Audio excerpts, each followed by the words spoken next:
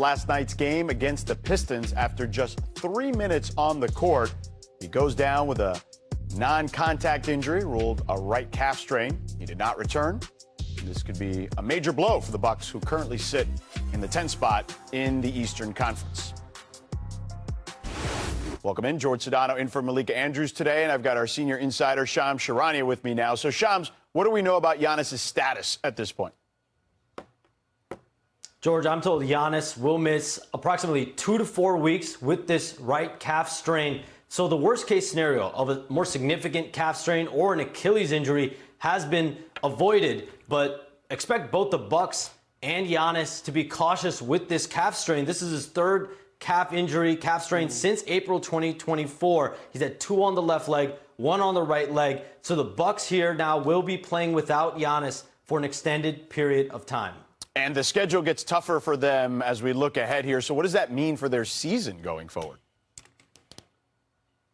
George, depending on their results, their outcomes without Giannis, it could very well shape whether the franchise has an open-mindedness to the realities around this season, around Giannis and his future.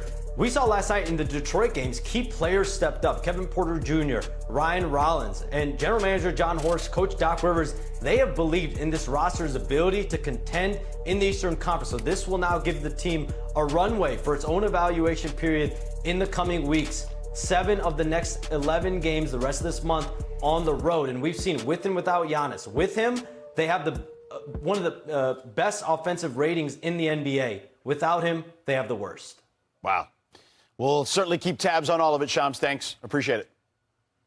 So Giannis has made All-NBA consecutive seasons 9 straight times here. Only LeBron has a longer active streak. Now, if he misses 9 games or more while recovering from this injury, that would make him ineligible for the awards this season. So let's dive further into what's going on here with Giannis in the last 24 hours. We got Tim McMahon, Ramona Shelburne, the Hall of Famer Mark Spears with me now. So, Mark, how does this injury impact the Bucks-Giannis situation? Well, from a playing standpoint right now, I talked to Doc Rivers a little while ago, and, I mean, how do you replace Giannis, right? You don't. You don't. But they're going to lean on their backcourt. Kevin Porter, they got Scooters averaging about 20 points per game. Ryan Rollins is averaging 18. That's not a lot, but that's what they're trying to do. And Jericho Sims is going to start at center, but in terms of, like, trading for Giannis or something like that, I don't need to know his health. He'll come back at some point. If I'm a GM, I'm still trying to get him. I just think it's going to be real quiet, right? That was a heck of a report Shams had yesterday, and I think the entire league stood up and took notice and wants to know more. And everybody I've talked to in the last 24 hours is like, does he have a list? How close are we? Where is this? And because he's going to be out, because Giannis is going to miss, if it's a 4-week injury, that's 11 games. So that's 11 pre-games and post-games and practices and shoot-arounds that nobody's going to be asking him questions about his future in Milwaukee. And I think that's probably, other than the fact that he's not out there, that's probably good for the Bucks because it's not going to be as much of a story and it's not going to be a distraction day-to-day, night-to-night. Those 11 games matter a lot because if they can stay in contention without him, and they haven't been good without him so far this year, but if they can stay at 500 or close to that, then you have more of a case for when he comes back to say, let's play this out. All right, so Ramona thinks that could potentially be a blessing in disguise in regards to distractions. Tim, how do you feel? A blessing for Giannis in disguise because he doesn't have to answer the questions on a day-to-day, game-to-game basis. But the question obviously is, has Giannis played his last game in a Bucks uniform? This will absolutely not deflate his value. I mean, it's a 2-time MVP. It's one of the best players in the league. Yeah. Giannis's value is not going to be affected by a 2 to 4 week injury. And look, we've seen as recently as last season a superstar get traded while he was recovering from a calf strain. By the way, I remember that one, for Tim. another superstar who was recovering from his own injury. Right. Yeah. Now, the difference here is if Giannis gets traded, it's not going to be in secret. Okay, the Bucks will secret coffee. Yeah, if the Bucks have to trade this guy, they will create a bidding war. Right. And again, this injury is not going to impact the interest in him.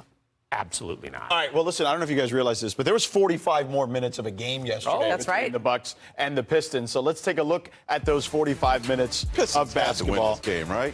Well, we'll see. We start early in the third. When they're down. Just in case you missed it, the Pistons were leading 64-58 when we pick it up here. And then Miles Turner with the attack on the rim on Isaiah Stewart.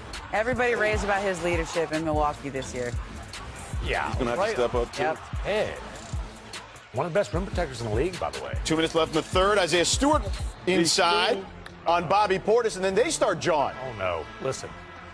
Bobby Got a little Portis nervous can do here. some damage with a punch, but I wouldn't Put mess that- with that Yeah. dude beef stew. Like,